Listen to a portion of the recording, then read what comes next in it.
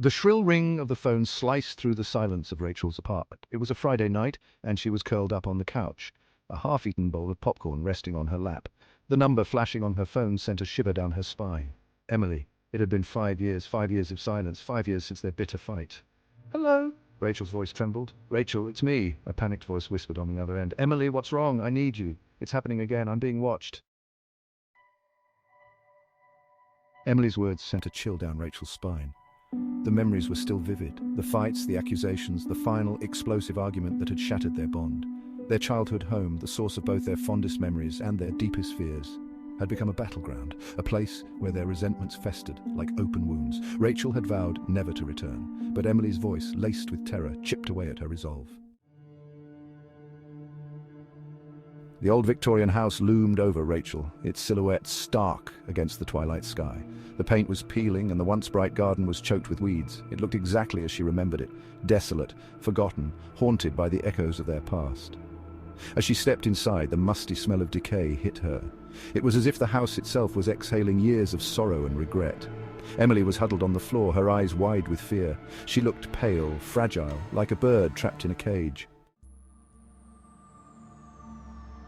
The first night was the hardest. The silence of the house was broken by strange creaks and groans. The wind howled outside, its mournful cries seeming to mimic their own unspoken pain. Emily was convinced she saw shadows moving at the edge of her vision, heard whispers just beyond the range of hearing. Rachel tried to rationalize it away, blaming the creaky floorboards and the wind whistling through the gaps in the window frames. But even she couldn't shake off the feeling of unease that permeated the air. Part 5, The Figure in the Static. They decided to check the security cameras installed by the previous owners. Grainy images flickered across the screen, showing nothing but the empty hallway. Then for a split second, a figure appeared at the edge of the frame. A tall, shadowy figure that seemed to melt back into the darkness as quickly as it had appeared. Rachel tried to convince herself it was just a trick of the light, a glitch in the system. But deep down, a seed of doubt was sown. Part 6, Night Terror. That night, Rachel woke to Emily's screams. She rushed to her sister's room to find her thrashing in bed, her eyes wide with terror. It was her.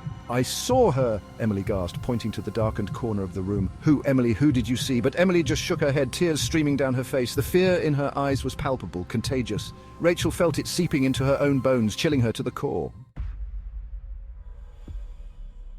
Part 7, Vanished. The next morning, Emily was gone. Vanished. The front door was wide open, as if inviting the darkness in. Panic welled up inside Rachel, threatening to consume her. She searched every room, every nook and cranny of the house, but Emily was nowhere to be found. Just as she was about to call the police, her phone rang. The number was unknown, but the voice that greeted her sent chills down her spine. "Looking for something, sister," the voice purred.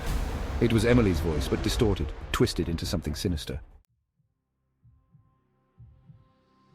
Part 8, Facing the Phantom. Following the chilling instructions from the voice on the phone, Rachel found herself drawn back to the heart of the house, the attic.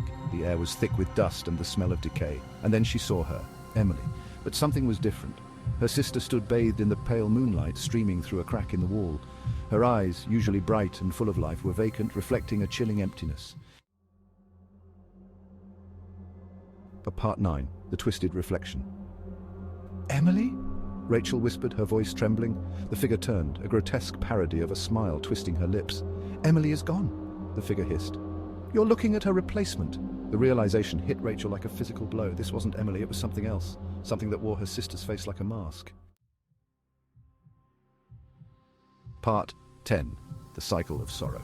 As the doppelganger advanced, its laughter echoing through the dusty attic, Rachel understood. This house, their childhood prison, wasn't just haunted by memories, it fed on them. It thrived on the bitterness, the resentment, the broken promises that had festered between them for years.